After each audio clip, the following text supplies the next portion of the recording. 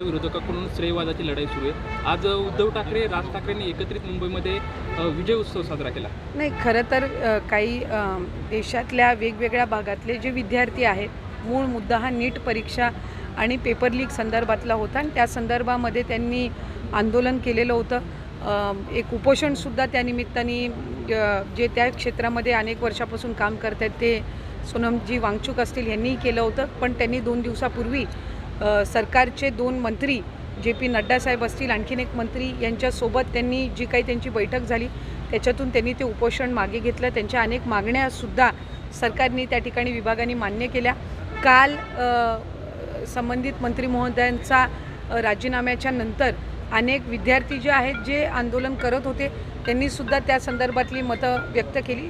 आपली लोकशाही आहे आणि लोकशाहीच्या दृष्टिकोनातून जर एखादी गोष्ट चुकीची घडत असेल तर ती निदर्शनास आणून देणं, त्या संदर्भामध्ये आंदोलन करणं लोकशाहीमध्ये अधिकार हा त्यानिमित्ताने आहे। देशाचे लोकप्रिय पंतप्रधान नरेंद्र मोदी साहेबांनी सुद्धा या चालू अधिवेशनामध्ये त्या संदर्भातलं जे सुधारणा बिल आहे या आणण्याच्या दृष्टिकोनातून सुद्धा त्यांनी पावलं उचलण्याचं त्यांच्या लाईव्हच्या माध्यमातून त्यांनी ती माहिती दिलेली आहे। आणि मला खात्री आहे की जे युवक, जे विद्यार्थी त्यामध्ये सहभागी झाले त्यांच्या ज्या काही विविध मागण्या आहेत हे सरकार जे आहे, केंद्र सरकार सकारात्मक पद्धतीनं ते बघून अधिकाधिक आपली शिक्षण व्यवस्था सक्षम करण्याच्या दृष्टिकोनातून पावलं उचलते।